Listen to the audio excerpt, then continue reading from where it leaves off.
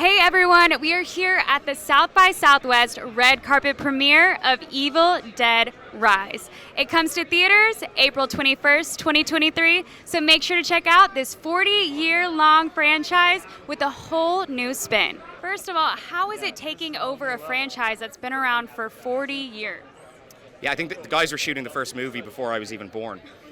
So it's there's a pressure with it, but I also had a lot of confidence in the story that I was trying to tell, and the guys gave me a lot of confidence by supporting what my idea and what my vision for the movie was. So I think as a filmmaker, you also have to put your head down and shut out the noise as best you can, and then focus on just telling the story that you're trying to tell. How does it feel to pass on the torch? It feels good. It's important. Look, come on, you could be an old geezer going, don't do it like I used to do it. No, you let them just do it. Let these two beautiful Amazon actresses who came through here. I mean, that's who you want. You need someone who can take it. When I was 21 making the first Evil Dead, whatever. Blood, carnage, mayhem, fighting, stunts, scrapes, bumps. It didn't matter. You didn't care because you were 21. Now I'm more than 21, and now I care. Because things break now. They do? They didn't break back then.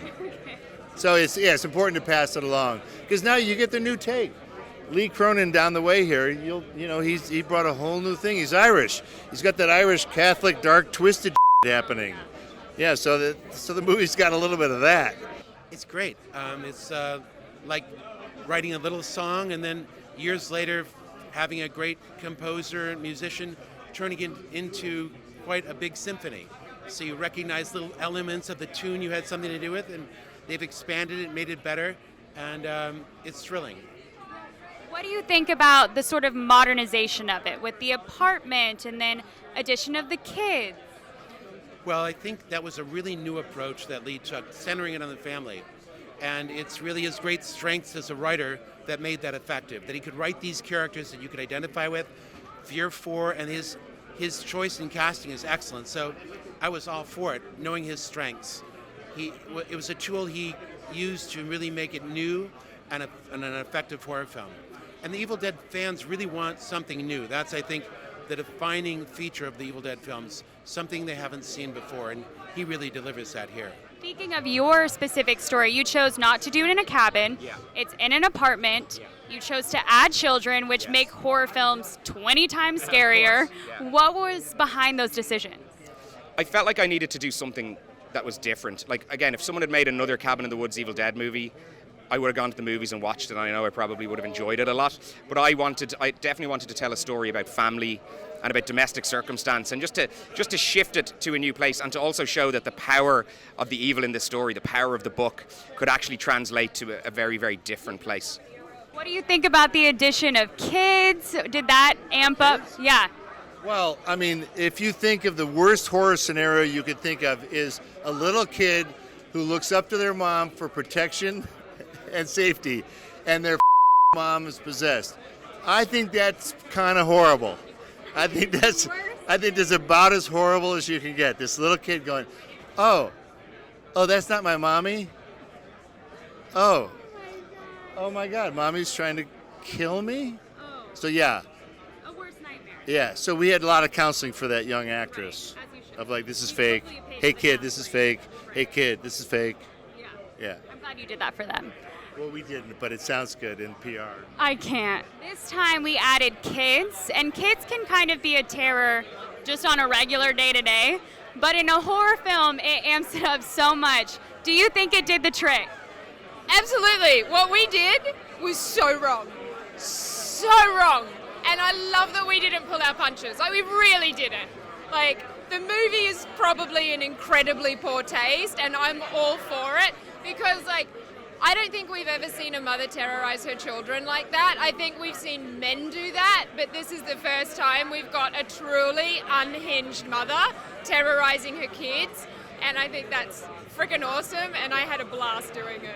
I think it did the trick. I think people are scared to let women, especially in that mother role, let it roar and be that not perfect character in life and that one that supports everyone. So I love with Lee Cronin writing the script, pushing the envelope, letting women be whatever shape and form, and just letting it rip completely. So for me, it was exhilarating. And for me, I'm like, the more children, the better, because they love it. Shooting horror is a playground. It's absolutely a beautiful experience. So you're a part of a franchise that's been around for 40 years. What do you think has kept audiences so hooked?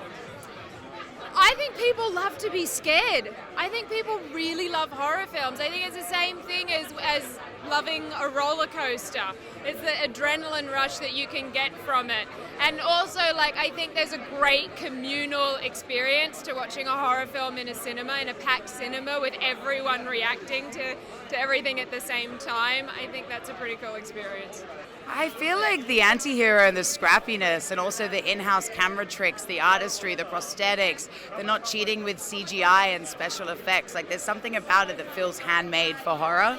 There's something about it that feels organic. There's something about it that doesn't feel egotistical. And I feel like it lives on because it almost just feels like a rock concert of horror, if that makes sense. Well, I've got to tell you, I'm kind of a girl who's horrified of scary movies. So after your trailer, I had to watch an episode of Friends to calm myself down. Excellent. So I'm curious. You're my kind of fan. Oh God! After a long day on set, or after you watch a horror film, how do you detox? I tend to go and watch like documentaries. I go and watch like I like sports documentaries. Actually, any documentaries, but especially if I'm writing horror, especially in the writing process at home all day, I tend to not watch horror movies later that day. I'll go and watch like Chef's Table or something. How do you horror detox? After I see a really great horror film, I look for the number of the agent that represents that director. That's what I do. How do you detox from the horror? Well, I'm doing the scaring. It's different for me. So I just compartmentalize and I leave it on set and I go home and I have a glass of wine. I love my job. I feel so satisfied at the end of a day of hard work that I'm like satisfied and fulfilled, and yeah, I love nothing more. My final question is, I'm kind of a girl who's horrified of scary movies. Sure. So I actually Don't go see this movie. Right. I watched your Stay in your car and like smoke a doobie or whatever. I watched your trailer and I had to watch an episode of Friends after to Yeah, calm down. Friends, perfect. What So do that. So see the movie tonight, and then go binge Friends tonight when you get home. Little margarita. Oh, I guess everything's okay after all. All right. Yeah. So I hope everyone goes and sees this movie, watches binges Friends, Friends. and gets a margarita. What will be. Eeny, meeny, miny. You.